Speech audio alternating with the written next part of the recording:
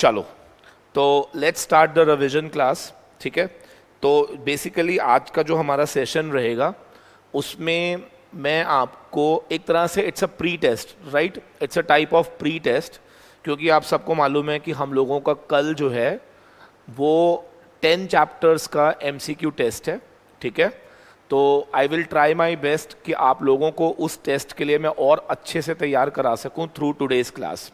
ठीक है बेटा, तो let's start the class now. आइए देखते हैं जरा जो चैप्टर्स का कल हमारा 11 बजे टेस्ट है उनमें से पहला चैप्टर डिविडेंड है। ठीक है, पहला चैप्टर इज डिविडेंड। फिर उसके बाद सेकंड चैप्टर जो है हमारा that is income from other source, जिसके अंदर टैक्सेशन ऑफ गिफ्ट्स वगैरह सब इसमें इंक्लूडेड है।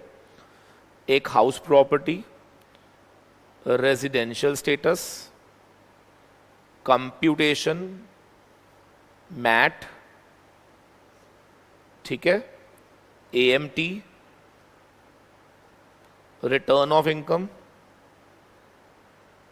Assessment of firms. ठीक है जी, सो ये सारे चैप्टर जो हैं हमारे एडवांस टैक्स। बहुत सारे चैप्टर हो गए यार, मजे आ गए वैसे नहीं? ओ भाई साहब, सेटअप एंड कैरी फॉरवर्ड भी हो गया है, कमाल हो गया वैसे ये, नहीं कमाल हो गया ये तो। और वो भी हो गया, क्या कहते हैं, क्लबिंग भी हो गया। वाओ यार, क्या टेस्ट सीरीज थी ये वाली, वेरी गुड टेस्ट सीरीज। इतने सारे चैप्टर हम लोगों ने कर लिए, नहीं? हाँ, रेजिडेंशियल मैंने लिख दिया है बेटा, रेजिडेंशियल मैंने लिख दिया है, सो मज़ा आ गया नहीं?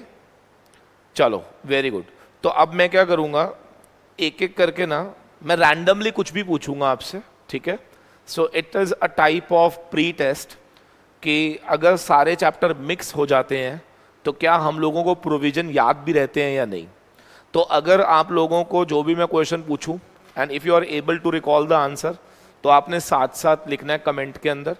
ठीक है, और अगर आप रिकॉल नहीं कर पाएंगे तो कोई इशू नहीं है, मैं आपको प्रोविजन याद कराऊंगा। ठीक है, ये मानो 30 से 35 मार्क्स का तो हो ही गया।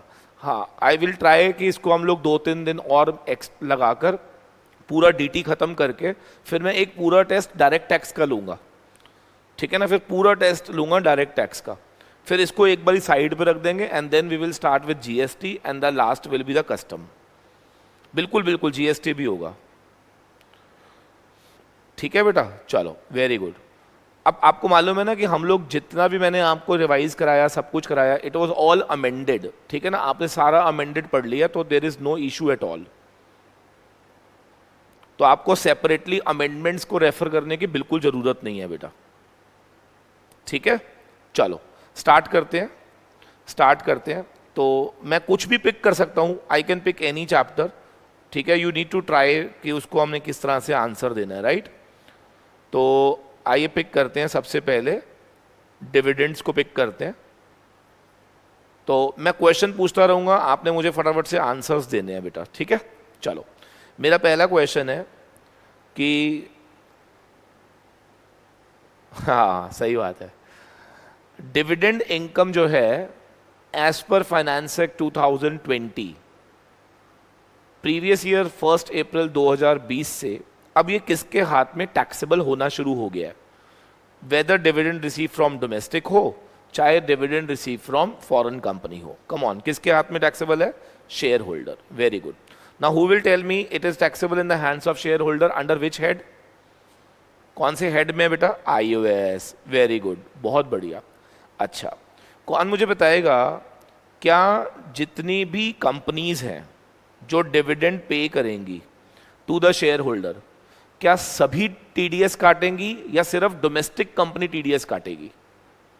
टीडीएस काटने का लाइबिलिटी किसका है? सिर्फ डोमेस्टिक कंपनीज का। कोई मुझे बता सकता है कि ये डोमेस्टिक कंपनी टीडीएस कौन से सेक्शन में काटेंगी? कौन से सेक्शन में? Very good, under which section? 194 में। Very good.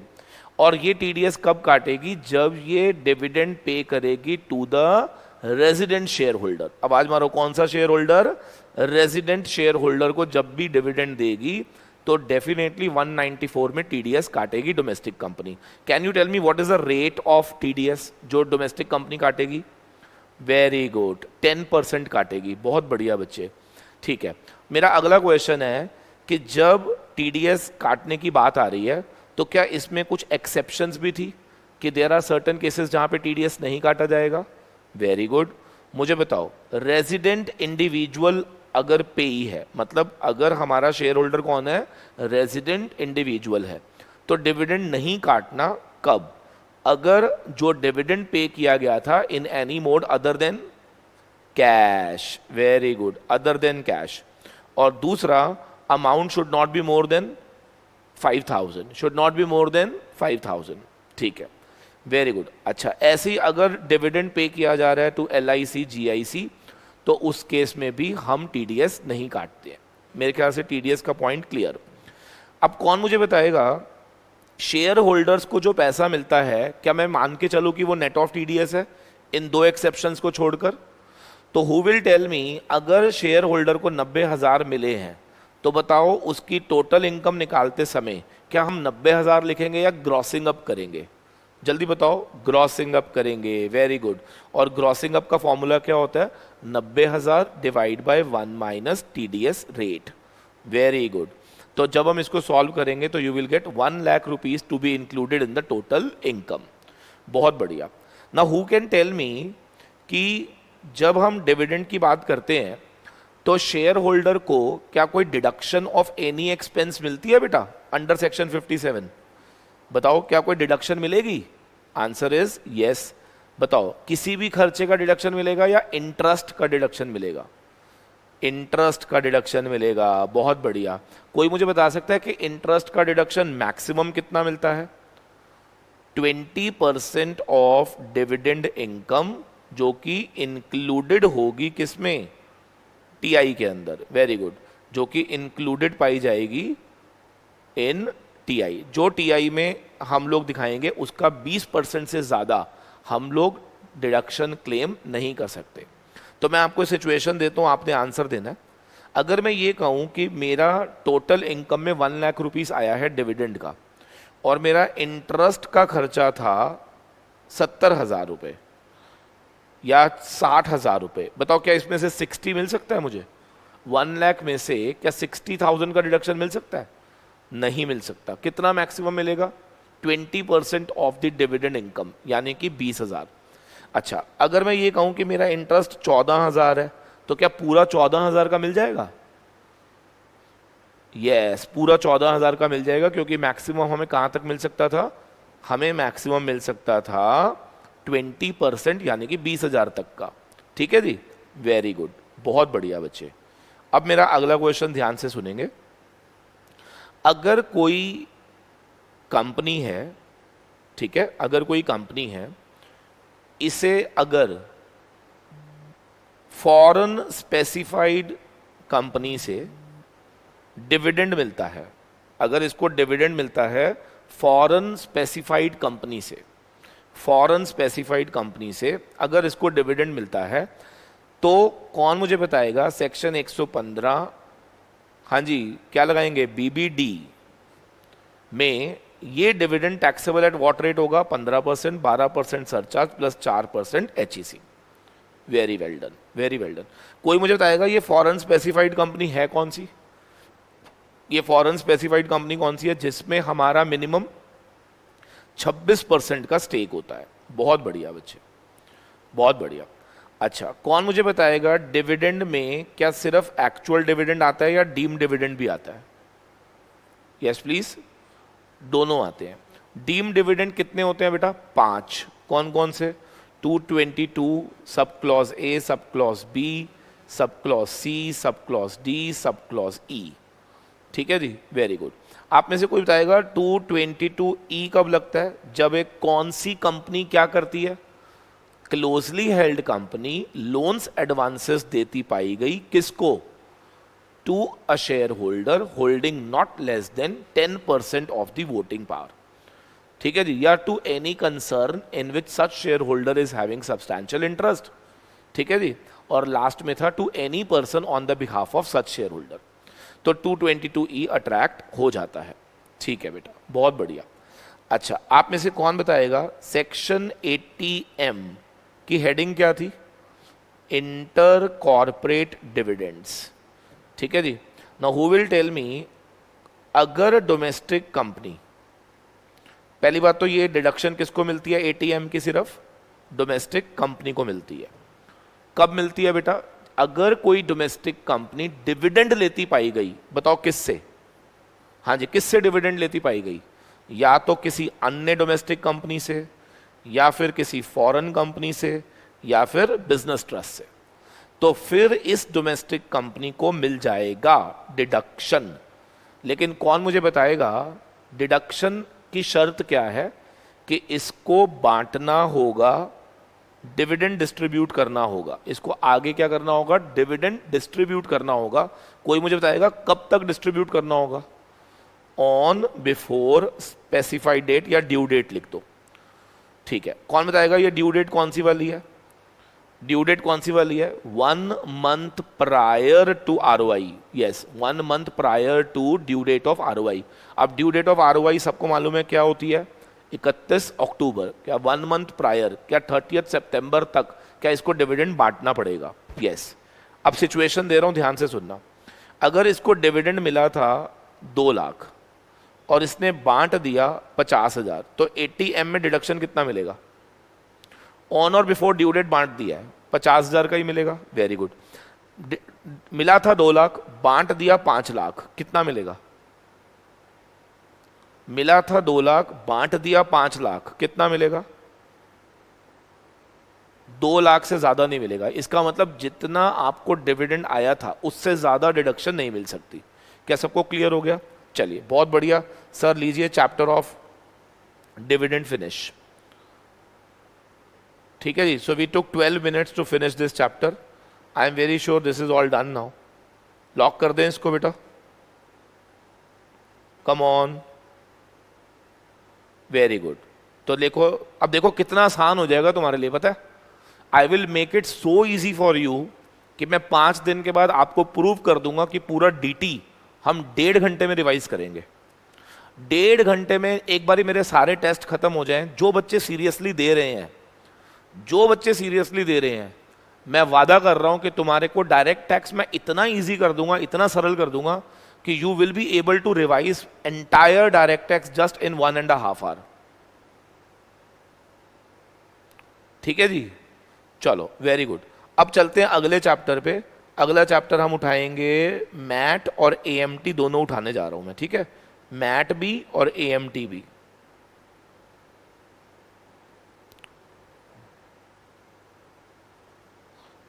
अपना वीडियो ऑन कर लूं? क्यों?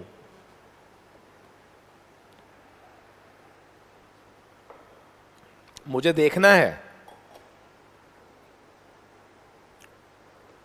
हाँ जी। मुझे देखना है मैं कैसा लग रहा हूं। चलो दिखाता हूं अभी, रुको। बट तुम देख नहीं पाओगे एक्चुअली में ना, मैं थोड़ा सा स्क्रीन से ऑफ स्क्रीन पे हूं इस समय। चलो।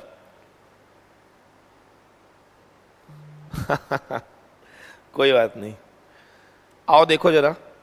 नेक्स्ट लिखेंगे, ऊपर हेडिंग डालेंगे। ठीक है, मैट और एएमटी। आपको ना जो जो मैं पूछूंगा उसका जवाब देना है आपने। ठीक है, मुझे बताओ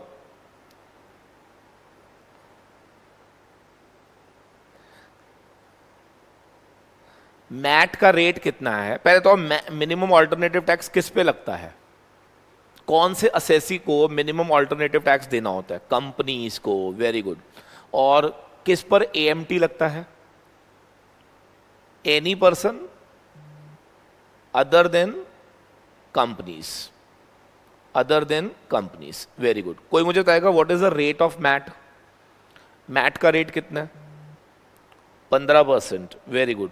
can you tell me what is the rate of AMT? What is the rate of AMT बेटा? 18.5%। That's very good. अच्छा, कौन मुझे बताएगा मैट निकालते समय हम 15% इंटू क्या करते थे? 15% किसका? बुक प्रॉफिट्स का। Very good. अच्छा, कोई मुझे बताएगा खाली 15 लेना है या इसमें सरचार्ज और एचईसी भी ऐड हो सकता है? मतलब एचईसी तो होगा ही होगा, क्या सरचार्ज भी ऐड हो सकता है अगर बुक प्रॉफिट 1 करोड़ या 10 करोड़ से ऊपर हुआ तो? ठीक है जी, ठीक है। ऐसे ही कौन बताएगा 18.5% किस पे लगाना होता है बेटा? एएमटी निकालते समय 18.5% बुक प्रॉफिट पे निकलता है या एडजस्टेड टोटल इनकम पे? Very good, adjusted total income पे निकलता है, बहुत बढ़िया। चलो अगला क्वेश्चन ध्यान से सुनेंगे। अगर मैट का अमाउंट ज्यादा आ जाता है नॉर्मल टैक्स से तो आपको एलिजिबिलिटी मिल जाती है, आवाज मारो किस चीज की? सारे बोलेंगे किस चीज की एलिजिबिलिटी मिल जाती है? MAT credit, very good. और हु विल टेल मी अगर एएमटी का अमाउंट ज्यादा आ जाता है नॉर्मल टैक्स से तो यहां पर हमें एलिजिबिलिटी किसकी मिलती है? एएमटी क्रेडिट की। बहुत बढ़िया बच्चे, बहुत बढ़िया, ठीक है जी, ठीक है। अच्छा, कौन मुझे बताएगा अगर कोई कंपनी सेक्शन 115 बी, बोलो कौन बताएगा, बी ए और 115 बी ए बी का बेनिफिट ले रही है तो उस पर मैट प्रोविजन अप्लाई नहीं होते हैं। अच्छा, अगर कोई इंडिविजुअल या एचयूएफ 115 बीएसी और कोऑपरेटिव सोसाइटी 115 बीएडी का बेनिफिट ले रही है तो उस पर एएमटी प्रोविजन अप्लाई नहीं होते हैं, ठीक है जी। अच्छा, अगर कोई यूनिट आईएफएससी में है, इफ कोई भी यूनिट आईएफएससी में है तो मुझे बताओ उस पर मैट का रेट कितना है? If a unit is located in IFSC, very good, और उस पर एएमटी का भी रेट कितना है? 9%। याद रखना मैट का भी रेट 9% है, एएमटी का भी रेट 9% है, वेरी गुड। कौन मुझे बताएगा ये जो क्रेडिट होता है ये कितने वर्षों के लिए कैरी फॉरवर्ड हो सकता है? For how many assessment year it can be carried forward? 15 साल, दोनों का क्रेडिट, चाहे वो एएमटी का क्रेडिट हो चाहे वो मैट क्रेडिट हो, both can be carried forward for how many years? 15 assessment year succeeding the assessment year to which it belongs. Clear है? अच्छा, आप में से कोई मुझे ये बता सकता है कि क्रेडिट यूज कौन से ईयर में होता है? यूज कब होता है? कौन से ईयर में हम क्रेडिट का यूटिलाइजेशन कर सकते हैं? जिस ईयर, वेरी गुड, जिस ईयर में नॉर्मल टैक्स का अमाउंट ज्यादा होता है मैट से, और यहां पे लिख देंगे जिस ईयर में नॉर्मल टैक्स का अमाउंट ज्यादा होता है एएमटी से, वेरी गुड। अच्छा, एक बात बताना, सिचुएशन दूंगा मैं आपको, ठीक है? कंपनी के पास मैट क्रेडिट पड़ा हुआ है लेट से 2 लाख रुपए, राइट? 2 लाख रुपए का मैट क्रेडिट पीछे से कैरी फॉरवर्ड होता हुआ आ रहा था, ठीक है? और मान लेते हैं कि प्रीवियस ईयर 2021 में कंपनी का नॉर्मल टैक्स बनता था मान लो 18 लाख और मैट बनता था मैट बनता था 17 लाख। तो पहले तो मुझे ये बताओ इस ईयर के अंदर अगर हम नॉर्मल सिचुएशन की बात करें तो विच एवर इज हायर, क्या कंपनी को 18 देना है? यस, और 18 क्या है बेटा मेरा? Normal tax. बस इतना बता दो, अगर 18 मेरा नॉर्मल टैक्स है, अगर 18 लाख मेरा नॉर्मल टैक्स है तो आप में से कौन मुझे बता सकता है कि मुझे कितना क्रेडिट यहां पे मिल जाएगा? क्या मैं क्रेडिट यूज कर सकता हूं? आंसर इज यस, बिकॉज जब भी हम नॉर्मल पे करते हैं तो वी कैन यूज क्रेडिट। लेकिन कैन यू टेल मी कितना क्रेडिट हम यूज कर सकते हैं? पड़ा तो 2 लाख हुआ है, लेकिन मैंने क्या कहा था? लीस्ट ऑफ द टू, जितना क्रेडिट पड़ा हुआ है या फिर इन दोनों का डिफरेंस। अब इन दोनों का डिफरेंस कितना है? 1 लाख। तो 2 लाख और 1 lakh which ever is lower, क्या हम 1 लाख यूज कर सकते हैं? तो फाइनली आपको कितना पे करना पड़ेगा? 17 लाख रुपए आपको पे करना पड़ेगा फाइनल टैक्स। क्या सबको क्लियर हो गया बेटा? Very good. और एएमटी क्रेडिट का भी प्रोविजन बिल्कुल कॉपी पेस्टेड है, सेम चलेगा, ठीक है? मेरा अगला क्वेश्चन ध्यान से सोच के बताना है, ये जो मैट का हम बात करते हैं, ऐसी कौन सी कंपनीज हैं और ऐसी कौन सी कंपनीज हैं जिन पर मैट प्रोविजंस नहीं लगता? बताओ, जिसकी इनकम, हाँ जी, किससे आ रही है? लाइफ इंश्योरेंस बिजनेस से आ रही है, बहुत बढ़िया। इसके अलावा कुछ फॉरेन कंपनीज पर भी मैट प्रोविजंस अप्लाई नहीं होते थे। एक जो पे करेंगी टैक्सेस को under presumptive scheme of 44B, 44BB, 44BBA, 44BBB, clear है? ठीक है। और इसी तरह से हम लोगों ने एक पॉइंट और पढ़ाया था कि उन फॉरेन कंपनीज पर भी मैट नहीं लगता है जो लोकेटेड है ऐसी फॉरेन कंपनीज के अंदर जहां पर हमारी डीटीए साइंड थी और उनका परमानेंट एस्टैब्लिशमेंट हमारी कंट्री में नहीं था. Do not have any permanent establishment in our country. एक और सिचुएशन मैंने बताई थी कि foreign company located in any territory या कंट्री जिसके साथ हमारा डीटीए साइंड नहीं है लेकिन वो इंडिया में अंडर एनी लॉ रजिस्ट्रेशन के लिए ऑब्लिगेटरी नहीं है. तो ऐसी कंपनीज को हम लोगों ने साफ कर दिया था कि मैट प्रोविजंस अप्लाई नहीं किए जाएंगे. क्या मेरा पॉइंट यहां तक क्लियर है? यस. अगला पॉइंट है मेरा, क्या अगर मान लेते हैं कि अगर कोई कंपनी कन्वर्ट हो जाती है एलएलपीस में, तो क्या कंपनी का जो मैट था उसके क्रेडिट को क्या एलएलपी कैरी फॉरवर्ड करके यूज कर सकती है? नो. तो इट विल सिंपली लैप्स. ये सिंपली क्या हो जाएगा? लैप्स. तो if company gets converted to LLP, so any credit which is being held by the company will be lapsed. तो उम्मीद करता हूं this provision is also very much clear to everyone. क्या मैं इसको लॉक कर सकता हूं? राइट. अब मैं जो सिचुएशन दूंगा आपने बताना है मुझे, ठीक है? अब थोड़ा सा स्पेस चाहिए मुझे, तो पहले मैं एडजस्टेड टोटल इनकम की बात करूंगा, फिर मैं बुक प्रॉफिट की बात करूंगा. राइट? ठीक है. आप में से कौन मुझे बता सकता है कि while computation of adjusted total income, ATI निकालते समय while computation of adjusted total income, आपने बस मुझे ये बताना है कि हम अपनी टोटल इनकम में क्या क्या चीज़ें ऐड कर देते हैं और क्या लेस कर देते हैं. टोटल इनकम में क्या क्या चीज़ें हम ऐड कर देते हैं. पहला, एनी बेनिफिट जो आपने डिडक्शन क्लेम करी होगी सेक्शन 10AA में, ठीक है, या फिर जो डिडक्शन हमने क्लेम करी होगी 35AD में, या फिर जो डिडक्शन हमने क्लेम करी होगी heading C of chapter 6A. ठीक है जी? I hope so clear to everyone. Yes. अच्छा, मुझे बस इतना बता दो, हेडिंग सी स्टार्ट कहाँ से होती है? 80IA से. तो मेरा क्वेश्चन है, अगर कोई आदमी 80C का बेनिफिट ले रहा है या 80D का बेनिफिट ले रहा है तो उस पर AMT प्रोविजंस अप्लाई नहीं होंगे. याद रखना, आप पे AMT प्रोविजन तभी लगते हैं जब आप या तो बेनिफिट ले रहे हैं सेक्शन 10AA का, 35AD का, या चैप्टर 6A में हेडिंग सी. और हेडिंग सी में भी एक्सेप्ट 80P कोऑपरेटिव सोसाइटी का होता है, उसको छोड़कर. क्लियर है? Very good. अच्छा, कौन बताएगा इसमें से माइनस क्या करते हैं? हम माइनस क्या करते हैं? कोई बता सकता हो? What will be deducted?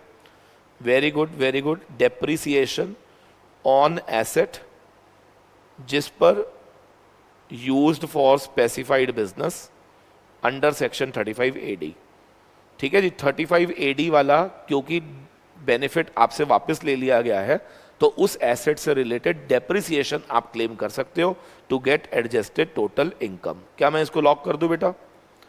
Very good. तो हमारा ATI कॉन्सेप्ट भी हो गया clear. So adjusted total income हमें समझ आ गया. ओके. और जब हम बात करते थे अबाउट बुक प्रॉफिट्स, तो आपको याद होगा कि बुक प्रॉफिट निकालते समय बहुत कुछ ऐड होता था, बहुत कुछ लेस होता था. तो बड़े आराम से जैसे जैसे पूछूंगा आप बता देना कि ये ऐड होगा या नहीं. अगर बोलोगे तो मैं लिख दूंगा, लेस बोलोगे तो मैं लेस लिख दूंगा. ठीक है? मुझे बताओ, क्या एनी सॉर्ट ऑफ रिजर्व्स, या चलो छोड़ो, क्या income tax and provisions thereof add होगा?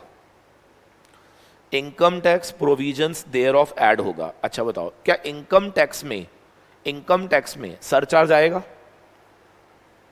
HEC आएगा? Very well done, very well done. HEC आएगा? यस. सरचार्ज आएगा? यस. इंटरेस्ट आएगा? यस. क्या पेनल्टी ऑन इनकम टैक्स आएगा? नो, पेनल्टी नहीं ऐड होता, याद रखना. ठीक है? ठीक है. इसके अलावा अगला क्वेश्चन मेरा ध्यान से सुनेंगे, क्या GST, कस्टम ड्यूटीज ये सब आएंगे? No. Why? Because all these are indirect taxes. Clear है? Very well done, very well done. अगला पॉइंट ध्यान से सुनेंगे, क्या रिजर्व ऐड होगा? By whatever name called, अगर रिजर्व डेबिट साइड में पाया गया तो क्या हम उसको ऐड कर देंगे? यस. याद रखना, किसी भी नाम से जब रिजर्व हमें दिखेगा तो क्या हमें उसको ऐड बैक करना है. क्लियर है? ठीक है. इसके अलावा अगर हमने कोई प्रोविजन बना रखे हैं लॉसेस ऑफ सब्सिडरी कंपनीज, क्या ये भी ऐड हो जाएगा? यस अगर आपने किसी तरह का कोई भी प्रोविजन क्रिएट करा हुआ है फॉर अनअसर्टेन्ड लाइबिलिटीज, क्या ये भी ऐड हो जाएगा? अगर किसी तरह का कोई भी डिविडेंड पेड या प्रपोज्ड है, क्या ये भी ऐड हो जाएगा? Yes please, very good. क्या डेप्रिसिएशन पहले पूरी ऐड कर दो, पहले पूरी ऐड कर दो, फिर माइनस क्या करना है? डेप्रिसिएशन अदर देन रीवैल्यूएशन पहले माइनस करना है, ठीक है? और डेप्रिसिएशन ऑन रीवैल भी माइनस कर देना अगर वो क्रेडिटेड पाई गई to P and L account, अगर वो क्रेडिटेड पाई गई to P and L account. उम्मीद करता हूं ये हमने सब कुछ बहुत अच्छे से पढ़ लिया था। It is just a revision ताकि आपको सारी चीजें याद आ जाए, ठीक है? ठीक है, कौन मुझे बताएगा सेक्शन 10, 11, 12, 86 इनसे रिलेटेड कोई भी खर्चा अगर हमें डेबिट में दिखा तो हम प्लस कर देंगे, और 10, 11, 12, 86 से रिलेटेड कोई भी इनकम क्रेडिट में दिखी तो क्या हम माइनस कर देंगे, ठीक है? अब मेरा क्वेश्चन है, सोच के बताना, आपने सिर्फ ये बताना है कि ये ऐड या लेस होगा या नहीं, ठीक है? Dividend income on credit side, क्या आप इसको लेस करेंगे? डिविडेंड इनकम को क्या आप लेस करेंगे? Dividend income on credit side अगर दिख रही है तो क्या आप माइनस करेंगे? मैंने पहले ही बोला सिर्फ वही इनकम माइनस होती है जो 10, 11, 12, 86 में आ रही है। तो मुझे बताओ, अगर आप कहते हो कि डिविडेंड इनकम माइनस होगी तो कौन से सेक्शन में आती है? वो नहीं माइनस होगी। वेरी गुड, क्योंकि पहले वो सेक्शन 10 में आती थी, हम माइनस करते थे, बट अब वो सेक्शन 10 में नहीं है तो आपने माइनस भी नहीं करनी। क्लियर है? बताओ, एग्रीकल्चरल इनकम अगर क्रेडिट में आ जाए तो क्या माइनस करोगे? एग्रीकल्चरल इनकम सेक्शन 10 क्लॉज 1 में होती है, क्या माइनस करोगे? यस। और उससे रिलेटेड खर्चे प्लस करोगे? यस। क्लियर है? ठीक है। Share from partnership firm section 10 clause 2A में आता है, तो क्या वो माइनस होगा? यस। उससे रिलेटेड खर्चे प्लस होंगे? यस। चैरिटेबल ट्रस्ट की इनकम क्या सेक्शन 11-12 में आती है, क्या वो माइनस होएगी? यस। उससे रिलेटेड खर्चे प्लस होंगे? यस। उम्मीद करता हूं आपको समझ आ रहा है। सेक्शन 10, 11, 12, 86।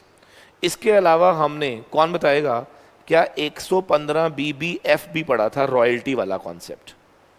कुछ याद आ रहा है? 115 BBF में रॉयल्टी इनकम जो होती है वो टैक्सेबल है 10% होती है, तो इसीलिए उस पर मैट प्रोविजन अप्लाई नहीं होते हैं। क्लियर है? तो मेरे ख्याल से ये अगर हमें समझ आ गया तो हमें प्लस माइनस दोनों पैरेलल में समझ आ गया। ठीक है, बताओ, अगर डेफर्ड टैक्स डेबिट में हो तो, अगर डेफर्ड टैक्स डेबिट में दिख जाए तो प्लस, और अगर डेफर्ड टैक्स क्रेडिट में दिख जाए तो माइनस। ठीक है, इसके अलावा कौन मुझे बताएगा, इसके अलावा हमने एक पॉइंट पढ़ा था कि अगर हमारी किताबों में रीवैल्यूएशन रिजर्व दिख रहा है तो उस रीवैल्यूएशन रिजर्व को हम ऐड कर डालेंगे अगर वो in relation to that asset था which is being discarded, which is being disposed of. अगर आपने एक रीवैल्यूएशन रिजर्व क्रिएट करा है जो मेरी बुक्स में पढ़ा हुआ था, तो लॉ कहता है कि वो रीवैल्यूएशन रिजर्व हम ऐड कर देंगे बुक प्रॉफिट निकालते समय उस ईयर के अंदर जिस ईयर में वो एसेट जो था वो डिस्कार्डेड हुआ था या डिस्पोज्ड ऑफ हुआ था। क्लियर है? Very good. आप में से कौन बताएगा ब्रॉड फॉरवर्ड लॉस या अनअब्सॉर्ब्ड डेप्रिसिएशन दोनों में से क्या लोअर माइनस होता था?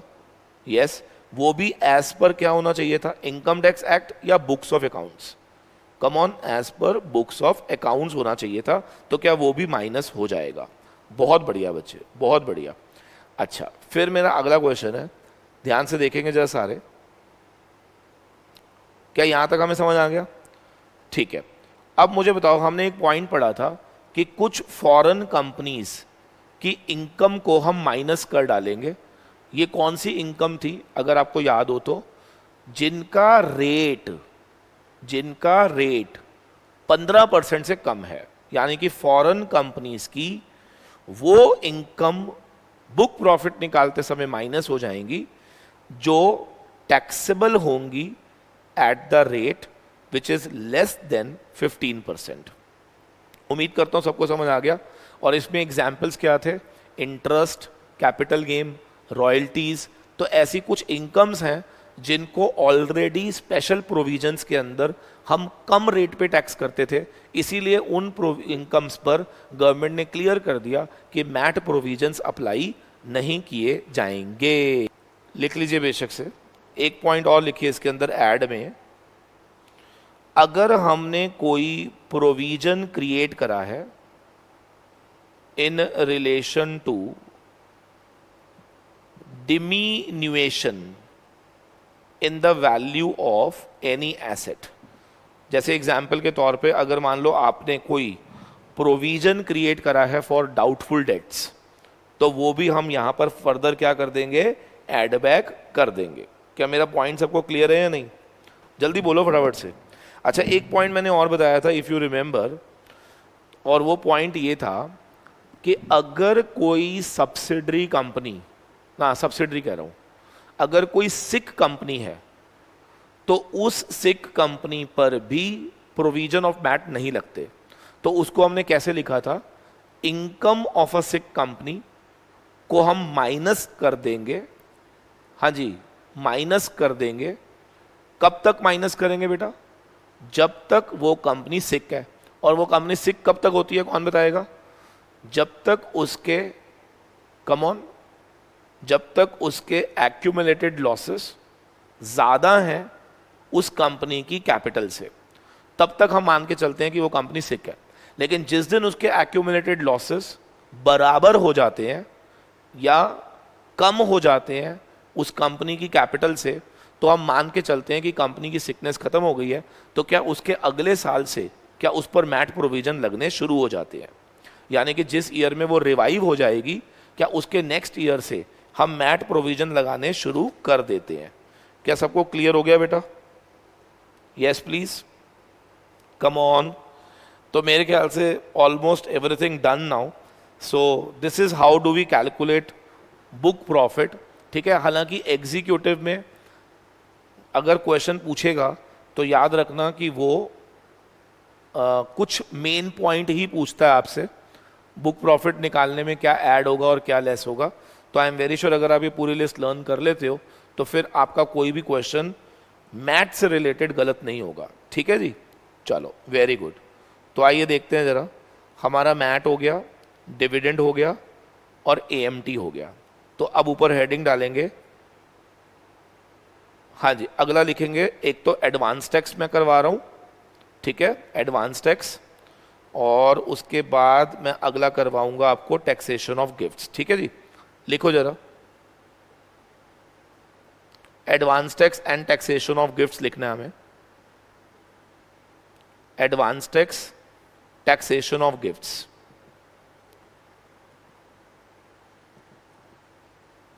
राइट, चलो अब देखो जरा, कौन मुझे बताएगा एडवांस टैक्स किसको पे करना है बेटा? अगर आपका अमाउंट ऑफ टैक्स पेबल 10,000 या उससे ज्यादा है तो यू आर लाइबल टू पे एडवांस टैक्स। Very good. कितनी किस्तों में पे करना है बेटा? 4 इंस्टॉलमेंट्स में पे करना है। ठीक है, 4 इंस्टॉलमेंट्स में पे करना है। Very good. लेकिन कौन मुझे बताएगा कि एक सीनियर सिटीजन को एग्जम्पशन मिली from payment of advance tax provided उसकी पीजीवीपी के हेड में कोई इनकम नहीं होनी चाहिए। ठीक है, इसके अलावा हमने पढ़ा था कि जो लोग 44 AD या 44 ADA में आते हैं उनको सिंगल इंस्टॉलमेंट में पे करना होता है, वो भी 15 मार्च 100%। क्लियर है? बाकी जो 4 इंस्टॉलमेंट हमें पे करनी होती है उनमें से पहली इंस्टॉलमेंट हमारी आ जाती है 15th ऑफ, कम ऑन, मैं तरीका बताया था, 2-2 महीने छोड़ना है। अप्रैल में छोड़ो 15 जून, जुलाई अगस्त छोड़ो 15 सितंबर, अक्टूबर नवंबर छोड़ो 15 दिसंबर, जनवरी फरवरी छोड़ो 15 मार्च। तो ये 4 किस्तों में क्या हम लोगों को अपना एडवांस टैक्स पे करना होता है।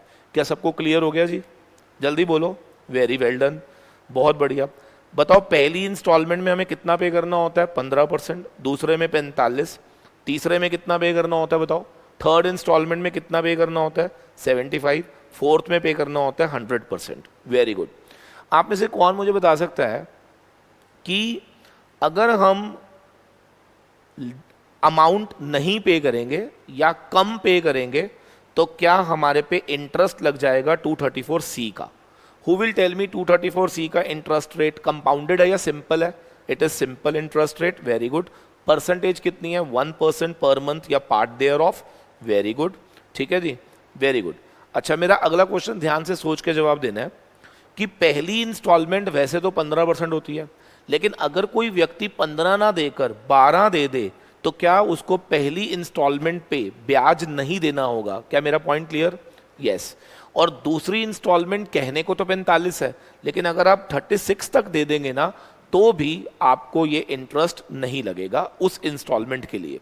ठीक है, अगला मेरा क्वेश्चन ध्यान से सुनेंगे।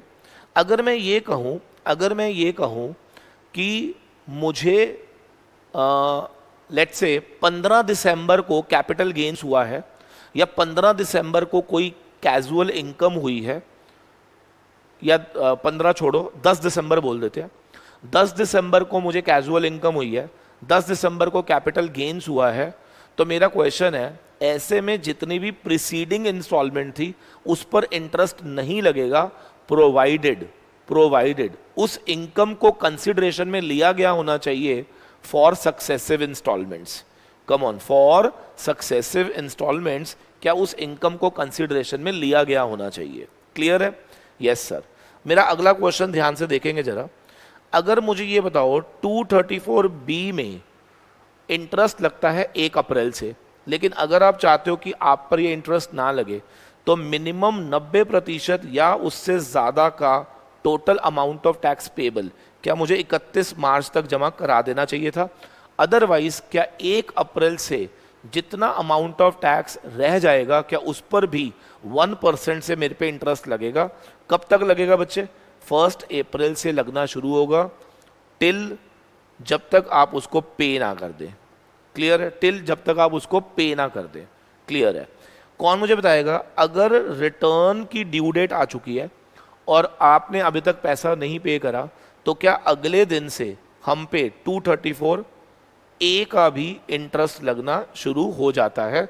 और सारे रेट याद रखना 1% पर मंथ या पार्ट देयर ऑफ होते हैं और सिंपल रेट होते हैं, कंपाउंडेड नहीं होते बेटा। क्या यहां तक हमें समझ आ गया बेटा? तो लो बेटा, आपका एडवांस टैक्स तो खत्म हो गया।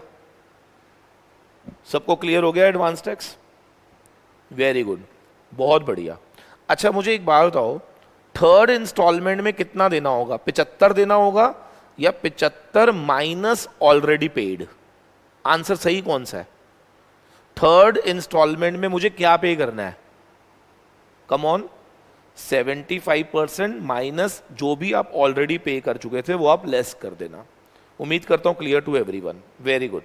अ टाइप ऑफ मॉक टेस्ट चल रहा है बेटा ये, ठीक है ना, कि आप लोगों को मैं कोशिश कर रहा हूं कि आप लोग जब मेरे साथ साथ पढ़ोगे तो आपको ऐसा लगेगा कि यार ये तो हमें आता है, हमें सारा आता है ना।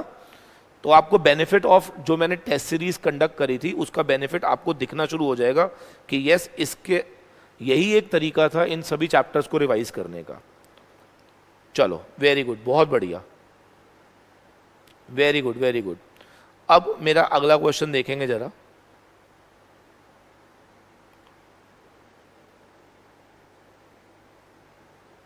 हाँ जी, अब जरा नेक्स्ट चैप्टर शुरू करेंगे हम टैक्सेशन ऑफ गिफ्ट्स को। ठीक है, सोच के बताना जरा। Taxation of gifts, taxation of gifts, आराम से सोच के बताइएगा। पहली बात तो ये किस पे लग रहा है? जिसने गिफ्ट दिया या रिसिपिएंट पे लग रहा है? बोलो बेटा, टैक्सेशन ऑफ गिफ्ट का चैप्टर किस पे लगता है? जो गिफ्ट देता है या जो रिसिपिएंट होता है? वेरी गुड, जो रिसिपिएंट होता है। रिसिपिएंट इंडिविजुअल HUF होना चाहिए या एनी पर्सन? Any person. कौन मुझे बताएगा गिफ्ट का टैक्सेशन तभी लगता होगा जब या तो हमें रिसीव्ड हुआ है gift in the form of money या फिर in the form of property. कौन मुझे बताएगा कितने तरह की प्रॉपर्टीज होती हैं? How many types of properties are there? 9। इनमें से एक तो इमूवेबल है, क्या बाकी 8 अदर देन इमूवेबल कहलाती हैं? ठीक है, कौन मुझे बताएगा अगर हमें gift in the form of money आ रहा है तो क्या हमें चेक करना होता था कि हमारा जो अमाउंट ऑफ मनी या एग्रीगेट जो ऑफ मनी रिसीव्ड हुआ है, अगर वो अप टू 50,000 हुआ है तो नथिंग शैल बी टैक्सेबल, लेकिन अगर वो 50,000 से ज़्यादा हुआ है तो it will be fully taxable, it will be fully taxable. Very good, बहुत बढ़िया। अच्छा, आप में से कौन बताएगा, इन केस अगर आपके पास कोई प्रॉपर्टी रिसीव्ड हुई है, अब यहाँ पे मैं बार बार बोल रहा हूँ प्रॉपर्टी का मतलब क्या है, 9 प्रॉपर्टीज की, प्रॉपर्टी के अंदर 9 एसेट्स आ जाते हैं, उनमें से एक इमूवेबल है, बाकी सब इधर आ जाते हैं, ठीक है। आप बताओ क्या प्रॉपर्टी में मोटर कार आती है बेटा, मोटर कार, कपड़े, क्लोथ, नहीं। तो इसका मतलब जब भी हमारे को कोई भी एसेट गिफ्ट मिलता है तो क्या पहले हमें टेस्ट करना होता है कि वेदर वो प्रॉपर्टी है या नहीं। अगर वो प्रॉपर्टी है तो हमें टेस्ट करना होता है वो इमूवेबल है या अदर देन इमूवेबल है, और उसके बाद हमें देखना होता है कि हमें आगे क्या करना है। तो पहले हम पढ़ेंगे अदर देन इमूवेबल, ठीक है जी। पहले हम क्या पढ़ेंगे, अदर देन इमूवेबल। कौन मुझे बताएगा कोई भी प्रॉपर्टी अगर अदर देन इमूवेबल होगी तो आपको सबसे पहले क्या चेक करना है कि वो विदाउट कंसिडरेशन है या फिर इनएडिक्वेट कंसिडरेशन है। तो हमें चेक करना होगा that whether it is without consideration या it is for inadequate consideration, ठीक है। तो अगर कोई मुझे बताएगा अगर वो विदाउट कंसिडरेशन हुआ तो हमें चेक करना होगा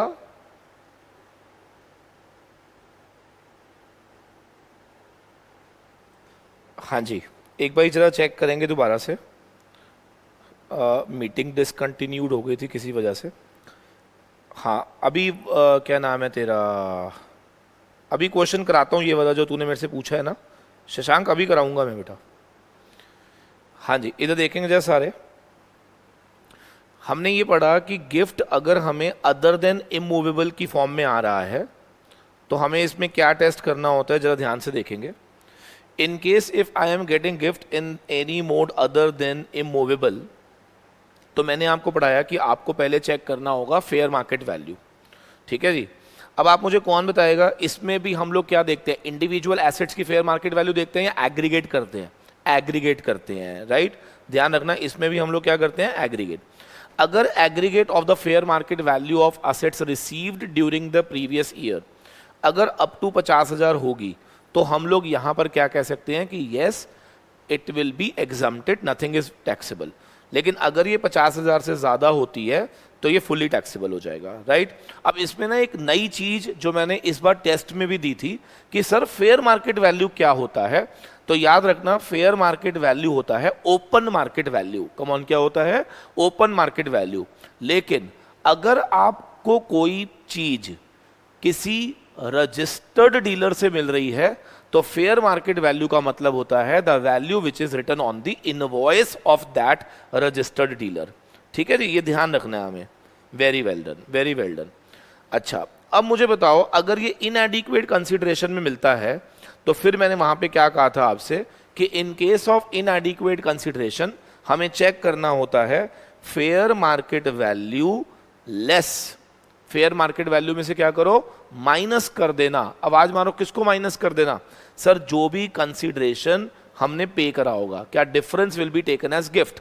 अगर ये डिफरेंस और aggregate there of up to 50,000 होगा तो नथिंग शैल बी टैक्सेबल, लेकिन अगर ये 50,000 से ज्यादा होगा तो it will be fully taxable. क्या सबको क्लियर हो गया, very well done, very well done. और सबसे इंपॉर्टेंट और घातक याद रखना इमूवेबल प्रॉपर्टी का हुआ करता था। And I already told you कि हमारे पेपर में इमूवेबल प्रॉपर्टी का ही क्वेश्चन पेपर में आने के पूरे पूरे चांसेस हैं, ठीक है जी।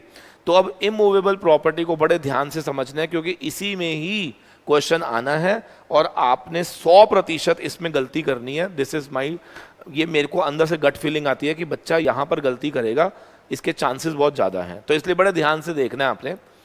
अगर ये इमूवेबल प्रॉपर्टी में विदाउट कंसिडरेशन है तो इससे आसान तो कोई केस ही नहीं है। आपको स्टैम्प ड्यूटी वैल्यू देखनी है।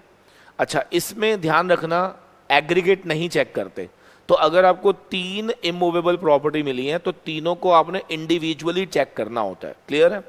अगर हमारी एसडीवी अप टू 50,000 हुई तो हम मान के चलेंगे it will B exempted, nothing is taxable. लेकिन जहां ये 50,000 से ज्यादा हुई तो इट इज फुल्ली टैक्सेबल। अब फुल्ली का मतलब समझ रहे हैं ना, मान लो अगर 51 हुआ तो आपने टैक्स 1 नहीं करना, पूरा 51,000 टैक्स करना है।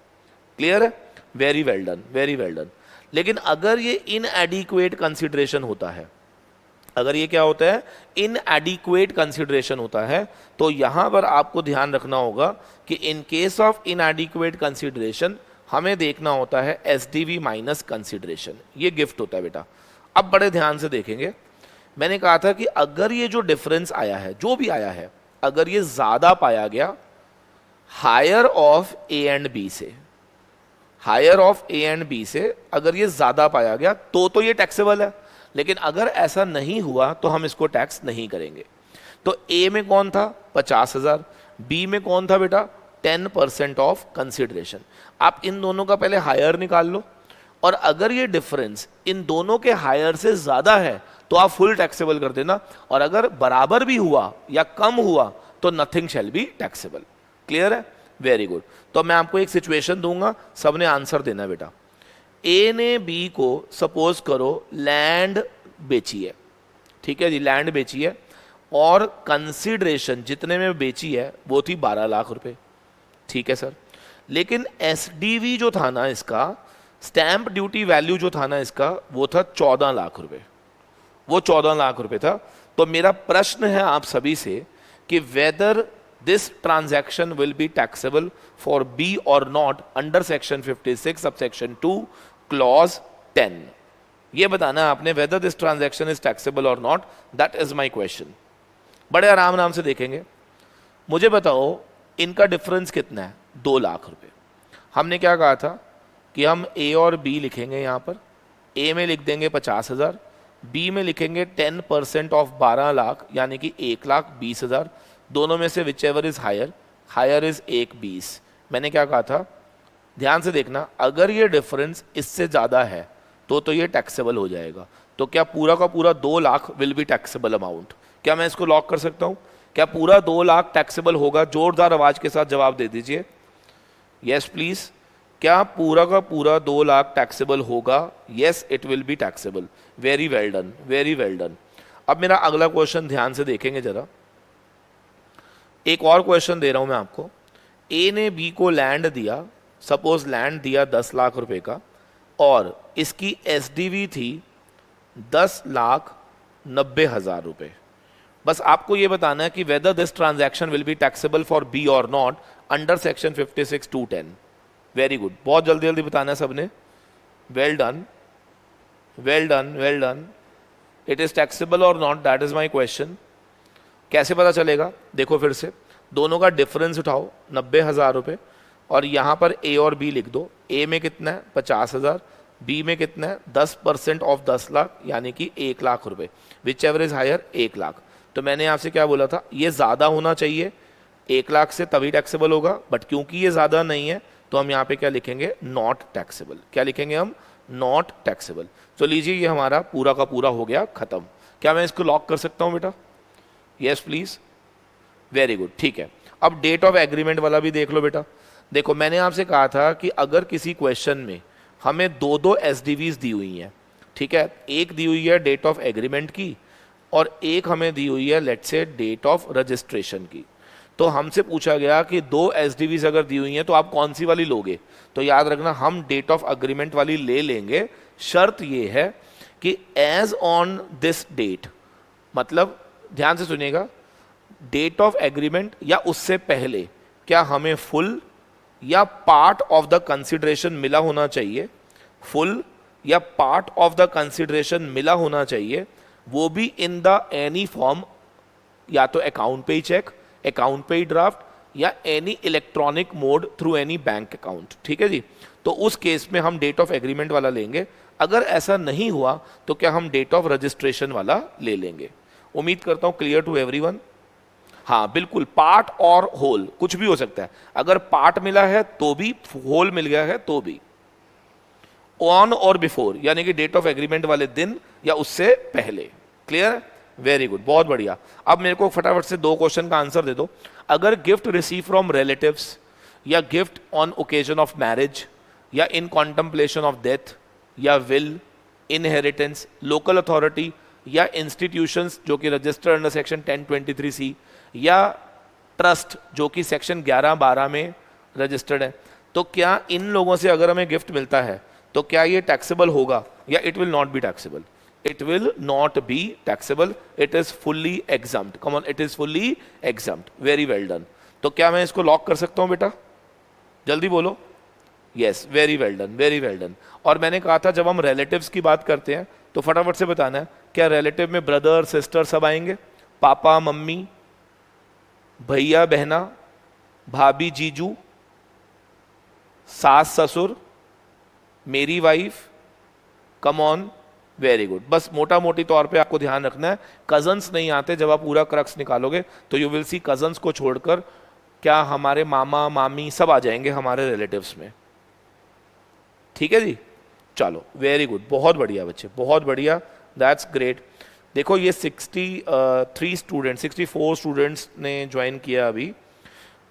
देखिए मुझे नहीं मालूम कि आप लोगों की क्या मजबूरियां होती हैं कि आप ज्वाइन नहीं करते हो, लेकिन एक चीज़ मैं बहुत क्लियरली बता दूं कि अब मैं बहुत इस समय स्ट्रिक्ट हूं. अगर मुझे जहां लगेगा कि you people are not serious, I will simply remove you from the group, because I simply want group of दो स्टूडेंट्स जो कि 110% डेडिकेटेड है, जो मुझे अपना पूरा सपोर्ट देंगे एंड तक. ठीक है, तो उनके लिए दिन रात मैं मेहनत करूंगा, दिन रात मैं काम करूंगा. और बाकी लोगों को ना मुझे देखना ही नहीं है. अगर आप मुझे नहीं सुनेंगे तो मैं आपको भी नहीं देखूंगा. बिल्कुल बिल्कुल, ग्रैंडफादर आएंगे बेटा. असेंडेंट, लीनियर असेंडेंट डिसेंडेंट में ये भी आ जाते हैं. ठीक है जी, चलो वेरी गुड. अब बिल्कुल सख्ती से काम होगा, मैं पहले ही बता रहा हूं. ठीक है ना?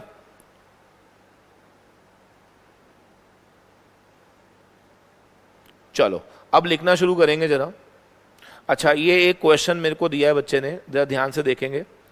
कहते हैं मिस्टर एक्स ने रिसीव करा 3 gifts from his 3 friends, 55,000 cash में. Land with market value of 5 lakh, value for the purpose of charging stamp duty was 4 lakh. और ज्वेलरी मिली है इसको. हाँ जी, ज्वेलरी मिली है यार ये. हाँ जी, ज्वेलरी मिली है with market value 3 lakh. What will be the taxable amount as per iOS? भैया मुझे एक बात बताओ, क्या 55,000 पूरा टैक्सेबल होगा? जल्दी जल्दी बोलते जाओ.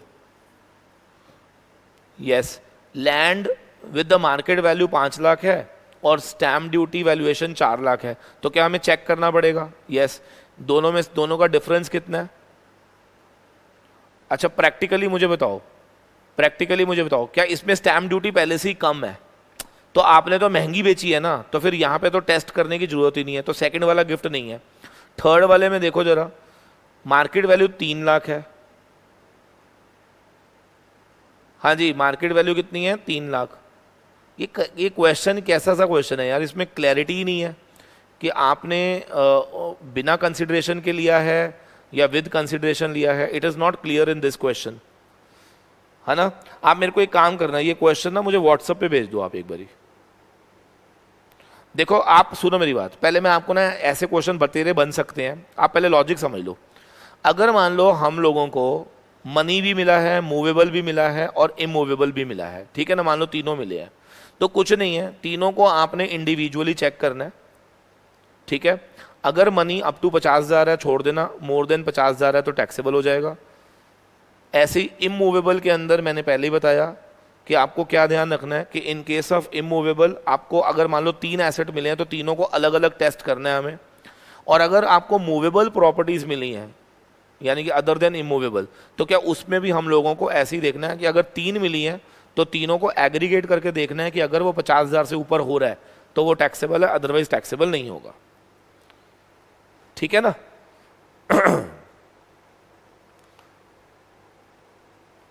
नहीं, यहां पर मैं वही तो कह रहा हूं ना, क्वेश्चन इनकम्प्लीट था एक्चुअली में. इसमें ऐसे लिखा हुआ था ना मार्केट वैल्यू, तो इसमें हमें प्रिज्यूम करना पड़ेगा क्या कि मार्केट वैल्यू का यहां पर मतलब क्या है कि हमने इतने का बेचा है, यानी कि I have sold for market value.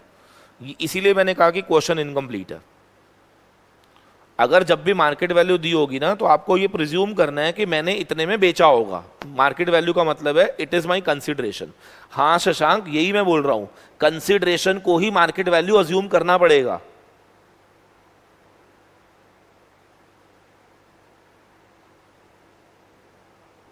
Aggregate में रिलेटिव का नहीं, रिलेटिव का तो लेना ही नहीं है ना, रिलेटिव को तो काउंट ही नहीं करना ना, टैक्सेबिलिटी में तो वो आ ही नहीं रहा, तो इसलिए उसको एग्रीगेट करने का कोई मतलब ही नहीं है। तो जो एग्रीगेट भी करना है वो कौन सा करना है, which is receive from non relatives. Same same Shashank, बार बार मेरे से सेम क्वेश्चन मत पूछ, वो क्वेश्चन में ही एरर है। उस क्वेश्चन में ये लिखा होना चाहिए था कि वो कितने का बिका है या कितने में हमने दिया है, वो नहीं लिखा उन्होंने। तो ऐसे में हमें परसेप्शन लेनी पड़ेगी कि जो मार्केट वैल्यूज गिवन है वो हम प्रिज्यूम कर लेंगे कि उतने में हमने बेचा है, या फिर आप ये प्रिज्यूम करो इस क्वेश्चन के अंदर कि वो विदाउट कंसिडरेशन था। ठीक है, चलिए अब जरा एक बार दोबारा लौट कर आएंगे जरा। हाँ जी, दोबारा चेक करना है जरा। अब हम लोगों का एडवांस टैक्स भी हो गया, एएमटी हो गया, डिविडेंड हो गया, मैट हो गया, यस प्लीज। तो ये सारे चैप्टर हो गए। हमारा आईओएस के अंदर से गिफ्ट और टैक्सेशन ऑफ गिफ्ट और डिविडेंड दोनों हो गए हैं, ठीक है ना। चलो वेरी गुड। अब मेरा फटाफट से नेक्स्ट क्वेश्चन मैं आपके सामने लेकर आ रहा हूं, आइए देखते हैं जरा। ठीक है, मुझे बताओ फैमिली पेंशन, आईओएस का रिमेनिंग टॉपिक करा रहा हूं मैं।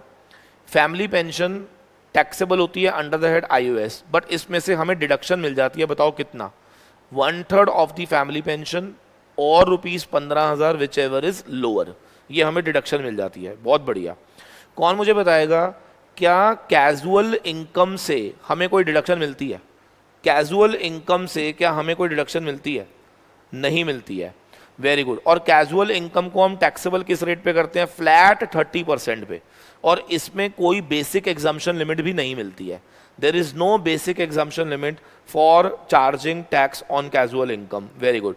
और ना ही हमें कोई स्लैब बेनिफिट्स मिलते हैं, ना ही हमें इस पे कोई स्लैब रेट बेनिफिट्स मिलते हैं। तो याद रखना, जब भी हम कैजुअल इनकम को टैक्सेबल करते हैं तो फ्लैट 30% से ही टैक्सेबल करते हैं। क्लियर है? अच्छा बताओ, क्या कैजुअल इनकम में विनिंग फ्रॉम लॉटरीज आता है? जल्दी जल्दी बोलते जाओ। Winning from lotteries, crossword puzzles, yes please, very good. So all these are the casual incomes, और these all incomes are taxable at what रेट? 30% पे। किस पे टैक्सेबल होती है? 30%।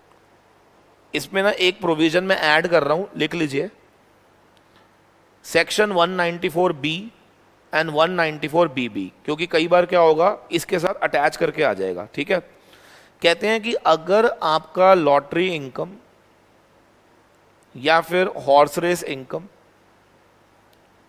अगर ज्यादा पाया गया 10,000 से पर ट्रांजैक्शन, तो 194B और BB में साफ लिखा हुआ है कि जो भी आपको पैसा देगा ना वो टीडीएस काट लेगा। कितने परसेंट से?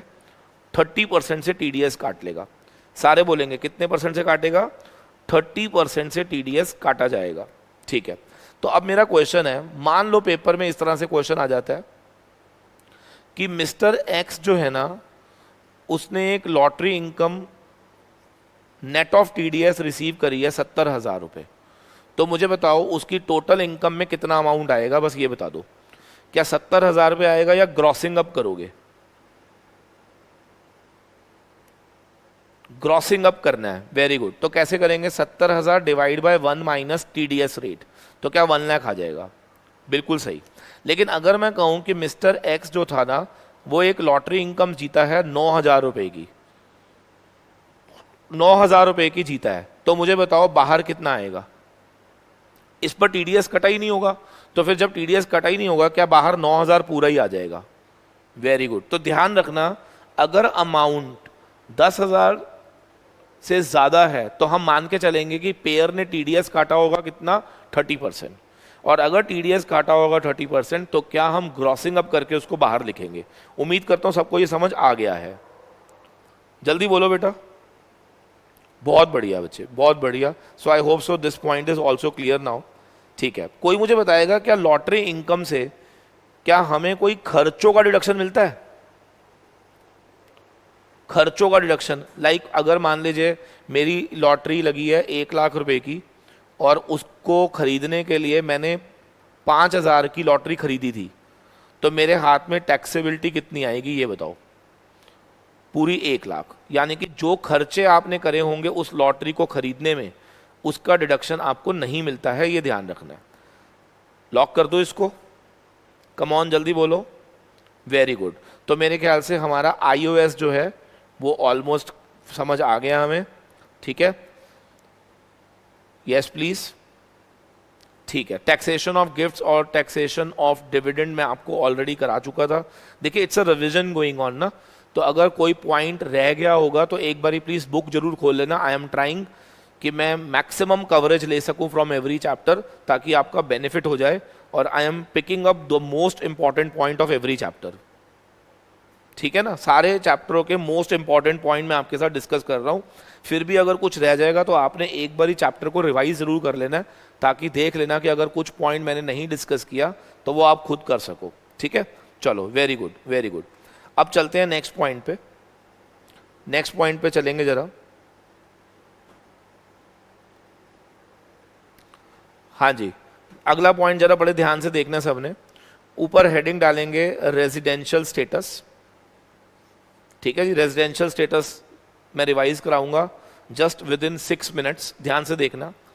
मुझे बताओ, एक इंडिविजुअल का रेजिडेंशियल स्टेटस चेक करने के लिए कि वेदर वो रेजिडेंट है या नॉन रेजिडेंट, हम लोग क्या चेक करते थे? Stay in India during relevant previous year. Stay in India during relevant previous year. और हमने ये देखा था कि आमतौर पे अगर स्टे 182 डेज या उससे ज़्यादा है और मोर, तो हम बोल देते थे कि वो इंडिया में क्या है? रेजिडेंट। लेकिन अगर कोई पर्सन इस कंडीशन में फॉल नहीं होता था तो 60 days in the relevant previous year और मोर एंड 365 डेज और मोर इन द 4 प्रीसीडिंग ईयर। हाँ जी, 4 previous year preceding the relevant previous year. क्या हमने ऐसे ही पढ़ा था? Yes please, very well done. लेकिन फिर मैंने आपसे कहा था कि ये वाली कंडीशन नहीं लगती थी 3 लोगों पर। एक, जो इंडियन शिप में काम कर रहा है, इंडिया को छोड़कर जा रहा है। दूसरा, जो एम्प्लॉयमेंट पर्पसेस के लिए इंडिया छोड़कर जाएगा, या फिर पर्सन ऑफ इंडियन ओरिजिन, या फिर सिटीजन ऑफ इंडिया जो रहता तो बाहर था लेकिन इंडिया में विजिट करने आया था। तो इन 3 लोगों पर हमने कहा था कि 182 ही चेक करना होता है, 60 डेज वाला कॉन्सेप्ट इन पर नहीं लगता है। क्या यहाँ तक सब कुछ क्लियर था? यस। फिर इस बार एक अमेंडमेंट आई, वो ये कि अगर कोई पर्सन ऑफ इंडियन ओरिजिन या सिटीजन ऑफ इंडिया है और अगर उसकी टोटल इनकम एक्सीड कर जाती है कितने से? 15 लाख रुपए से, excluding income from foreign source, तो उसके लिए हम 120 डेज और मोर देखेंगे in the relevant previous year, plus 365 days और मोर देखेंगे in the 4 previous year preceding the relevant previous year. तो हम उस आदमी को नाम दे देंगे कि वो आदमी इंडिया में क्या बन चुका है? रेजिडेंट। कम ऑन, वो आदमी इंडिया में क्या बन चुका है? रेजिडेंट। अब मेरा अगला क्वेश्चन है, अगर वो आदमी 120 डेज या उससे ज़्यादा था लेकिन 182 से कम था, तो क्या हम उसको RNOR बोल देते थे? क्या बोल देते थे? RNOR बोल देते थे। क्या मैं इसको लॉक कर सकता हूँ? Yes sir. फिर इसके बाद हमने एक पॉइंट और पढ़ा था, क्या? कि अगर कोई पर्सन सिटीजन ऑफ इंडिया है जिसकी टोटल इनकम 15 लाख से ज़्यादा है, excluding income from foreign source, plus उसकी कोई भी इनकम किसी अन्य कंट्री या डोमिसाइल या अन्य टेरिटरी में टैक्सेबल भी नहीं थी, तो क्या उसको हम डीम्ड रेजिडेंट मान लेते हैं? Very good. तो वहाँ पर सेक्शन 61A हमने पढ़ा था, डीम्ड रेजिडेंट। क्या डीम्ड रेजिडेंट जो भी होगा, जो भी पर्सन डीम्ड रेजिडेंट होगा, क्या वो हमेशा RNOR कहलाएगा? बहुत बढ़िया बच्चे, बहुत बढ़िया, very good. Now next question ये था कि अगर कोई इंडिविजुअल रेजिडेंट है तो 2 कंडीशन सेटिस्फाई कर दे, तो क्या हम उसको ROR का स्टेटस दे देते थे? और वो 2 कंडीशन कौन सी थी? पहला, कम से कम 2 years out of 10 previous year preceding the relevant previous year. क्या वो इंडिया में रेजिडेंट होना चाहिए? यस। और मिनिमम 730 डेज या उससे ज़्यादा उसका स्टे होना चाहिए in the 7 previous year preceding the relevant previous year. क्या सबको याद आ गया ये? यस प्लीज, बहुत बढ़िया। तो ये भी अगर दोनों कंडीशन पूरी कर दोगे तो क्या आप इंडिया में कहलाओगे रेजिडेंट, आप इंडिया में क्या कहलाओगे, रेजिडेंट कहलाओगे। क्या मैं इसको लॉक कर सकता हूं? आवाज नहीं आ रही? Very well done, very well done, बहुत बढ़िया। तो ये सब हमने पढ़ लिया है, आई am very sure it is all clear now. अच्छा, अब मुझे एक चीज और बता दो, HUF के लिए वेदर वो इंडिया में रेजिडेंट है या नहीं, क्या हम कंट्रोल मैनेजमेंट देखते थे? अगर कंट्रोल मैनेजमेंट पार्टली या Holi in India, resident, Holi outside India, non resident. ठीक है जी, चलो वेरी गुड। अच्छा, क्या HUF अगर रेजिडेंट है तो हमें देखना होता था कि वो ROR है या RNOR है। अगर उसके कर्ता पर वो दोनों कंडीशन सेटिस्फाइड हो जाएं, 2 आउट ऑफ 10 वाली और मिनिमम कितना स्टे, 730 डेज वाली, तो क्या ये भी ROR कहलाएगा? बिल्कुल, ये भी क्या कहलाएगा, ROR कहलाएगा। क्या मैं इसको लॉक कर सकता हूं? Very good. मुझे बताओ, इंडियन कंपनी हमेशा क्या होती है? इंडियन कंपनी हमेशा क्या होती है? रेजिडेंट। फॉरेन कंपनी जिसकी टर्नओवर अप टू 50 करोड़ है, बताओ उसके का क्या स्टेटस है? Always non resident. लेकिन अगर 50 करोड़ से ज़्यादा है तो क्या हम पोयम टेस्ट करेंगे? अगर पोयम इंडिया में है तो क्या बनेगी वो? रेजिडेंट। और अगर पोयम आउटसाइड इंडिया है तो वो क्या बनेगी? Non resident. क्या सबको क्लियर है? आवाज़ मध्यम है बेटा? बहुत बढ़िया, बहुत बढ़िया। तो मेरे ख्याल से ये भी अब हमारे को पूरा समझ आ गया है। ठीक है, वेल डन, वेल डन। मुझे बताओ, अगर कोई इनकम रिसीव्ड इन इंडिया है या deemed to be received in India है या अक्रू अराइज इन इंडिया है या deem to accrue arise in India है, क्या ये टैक्सेबल होती है? ROR के लिए भी, RNOR के लिए भी और NR के लिए भी। क्या ये सबके लिए टैक्सेबल होती है? जल्दी बोलो। It is taxable for all. Very good, it is taxable for all. क्या मैं इसको लॉक कर दूं बेटा? आवाज नहीं आ रही? Very good, it will be taxable for all. अच्छा, कौन मुझे बताएगा, अगर कोई पास्ट अनटैक्स्ड प्रॉफिट्स जिसे इंडिया में आप लेकर आते हो, बताओ क्या ये टैक्सेबल किसी के लिए भी होंगे या taxable for none of the above? किसी के लिए भी टैक्सेबल नहीं होंगे। ठीक है, no one, it is taxable for no one. Very good, बहुत बढ़िया। ठीक है, अब जरा ध्यान से सुनना, अगर कोई इनकम अक्रू हुई है आउटसाइड इंडिया, रिसीव भी हुई है outside India, related to business है जो कि कंट्रोल हो रहा था इंडिया से, बताओ ये किसके लिए टैक्सेबल होगा? It will be taxable for ROR, RNOR। Very good. और अगर ये प्रोफेशन है जो कि सेटअप इन इंडिया है, सेम। तो एक आदमी है जो टैक्सेबल नहीं होगा यहाँ पर, और वो कौन होगा? Non resident. वो कौन होगा? नॉन रेजिडेंट टैक्सेबल नहीं होगा। Very well done. अगली सिचुएशन में आपको दे रहा हूँ, ध्यान से सुनिएगा। Income accrue outside India, receive भी आउटसाइड इंडिया है, मान लो ये इंटरेस्ट इनकम है, बताओ किसके हाथ में टैक्सेबल है ये? Only ROR, only ROR। Very very done, very well done. चलो, आपने ये बताना है अब अगले क्वेश्चन में कि जो भी मैं आपको बताऊंगा क्या वो इनकम इंडिया में डीम टू अक्रू और राइज इन इंडिया है या नहीं। ठीक है, मेरा पहला क्वेश्चन, अगर किसी व्यक्ति का बिजनेस कनेक्शन भारत में पाया जाएगा, अगर किसी व्यक्ति का बिजनेस कनेक्शन भारत में पाया जाएगा, तो क्या income related to business connection क्या डीम टू अक्रू और राइज इन इंडिया मानी जाएगी? Very good. लेकिन मुझे बताओ, क्या जो मैं बोलूंगा क्या वो बिजनेस कनेक्शन में आता है या नहीं आता? अगर उसका काम सिर्फ इंडिया में स्टॉक प्रिक्योर करना था for the purposes of export, yes please, ये नहीं आता है। Very good. अगर मैं कहूं कि उसका पर्पस सिर्फ इंडिया में था कि वो इंडिया में न्यूज एंड व्यूज कलेक्ट करता था जिसको वो बाहर शो करता था, जिसकी ब्रॉडकास्टिंग वो बाहर करता था, तो वो भी इंडिया में बिजनेस कनेक्शन नहीं माना जाएगा। अगर आप शूटिंग करने आए थे of cinematograph film in India, तो उससे रिलेटेड इनकम को भी हम नहीं मानते थे, लेकिन उसमें कुछ शर्तें थी, अगर आपको याद हो तो।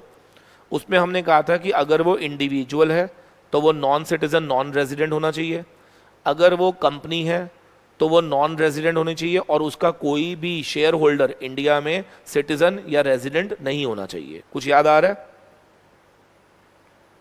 Very good. अब मैं एक सिचुएशन देता हूं, आप मुझे बताना क्या ये इनकम डीम टू अक्रू और राइज इन इंडिया है या नहीं। ठीक है, royalty income paid by government, बताओ क्या ये income deem to accrue arise in India है, यस और नो? बिल्कुल है।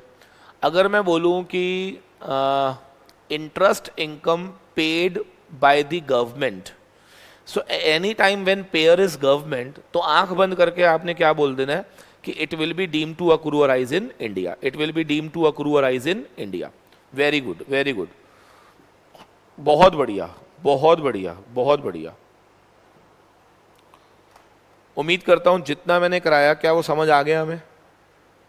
हाँ जी, तो मेरे ख्याल से हम लोगों ने अप्रॉक्स 6 चैप्टर्स कवर अप कर लिए हैं with all amendments as per finance act 2020 within just 1 hour 10 minutes। ठीक है, तो 1 घंटा 10 मिनट में 6 बहुत इंपॉर्टेंट चैप्टर्स हम लोगों ने कवर अप करे हैं।